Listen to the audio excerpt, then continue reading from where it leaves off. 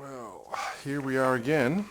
This is the summary video of doing a valve adjust for the 2013 RSV4. This just happens to be the factory model, but the same process applies to the factory, the R, and also the toner. I was going to do a video showing me reinstalling everything after finishing the valve adjust, but it was pointed out to me that I forgot a few key points. I'll cover them again here just in case. So the key issue here is this. This is the service manual. I bought it from AF1 and downloaded, and everything is in here. It's a little difficult to understand at some points, but all the information is here. So if this is the sort of thing you want to do, please take the time to do the research first, download the manual, read it. Read it before you do it, and if you're not 100% sure of what it is that it's asking you to do, read it again. These videos can make things easier.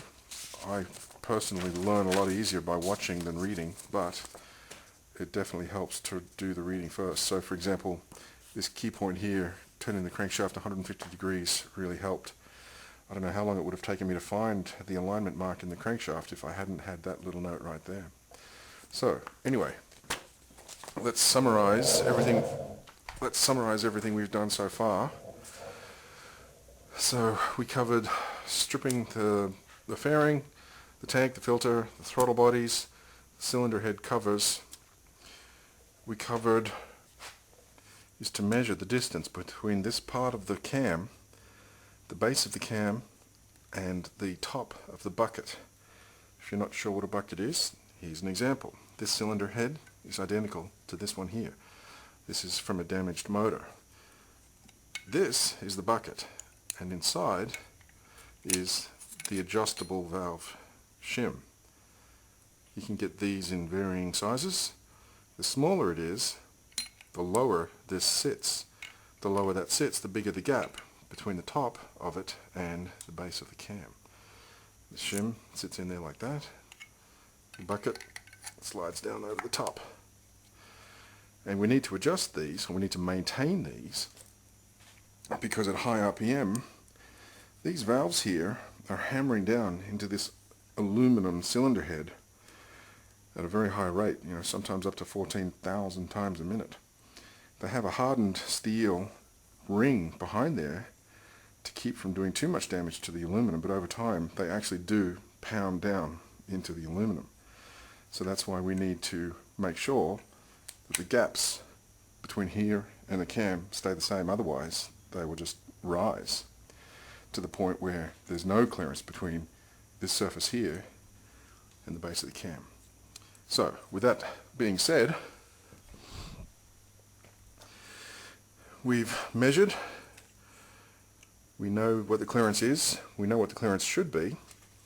Then we have to position this sprocket at the right place. We do that by rotating the piston on this cylinder to top dead center. We can do that by poking a plastic tool down here and literally measuring until it reaches the top, and then we can move the whole crankshaft 150 degrees forwards, and that puts this little divot into the right place to line up with this hole right there. By then inserting a threaded rod into this hole, it seats into this divot, locks it in place. That's actually the tool. There it is. You can thread it in here. It seats in here like that. The crankshaft cannot move. Then we put this tool down here on that spot right there. Once the sprocket comes loose, it slides onto this circular surface right here. Then we can undo the caps. The cams come out. We can change the shim sizes.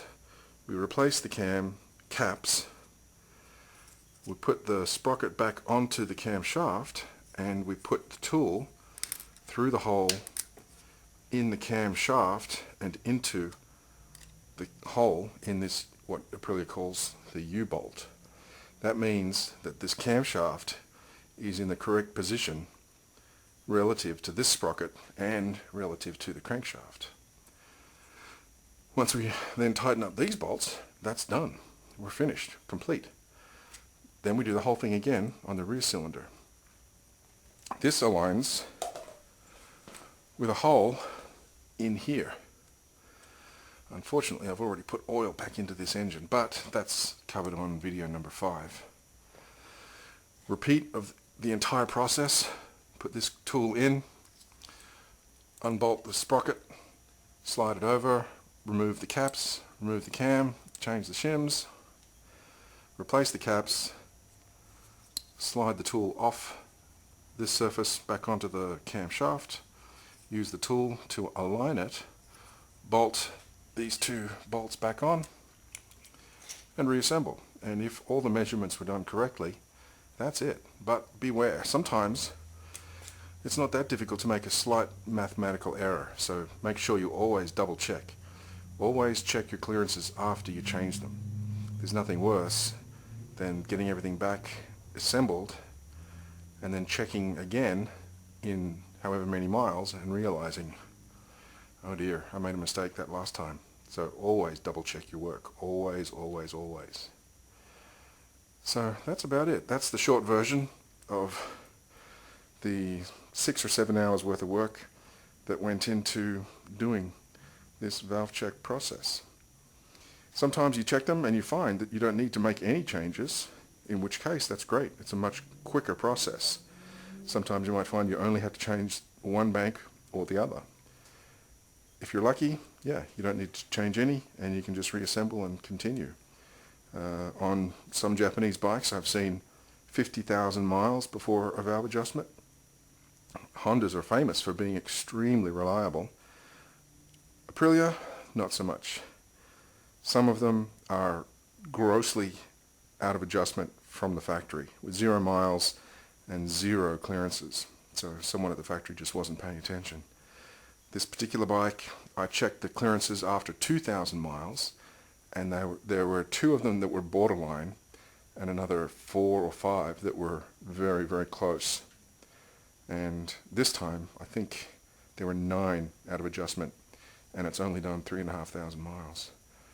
So yeah, different manufacturers and different models from that manufacturer can also have vastly differing results. So yeah, that's it. That's the summary. So yeah, I'll do another video showing the reassembly just in case anyone's interested. I had planned on getting that done already. I just got back from the first annual USMCA summit, so that we're actually trying to work out how to develop a nationwide standard for motorcycle coaching in this country. So that, yeah, that took a little more time than I expected. Anyway, I'll post more videos later, and if you have any requests, I will try to film them as well. Thanks for watching.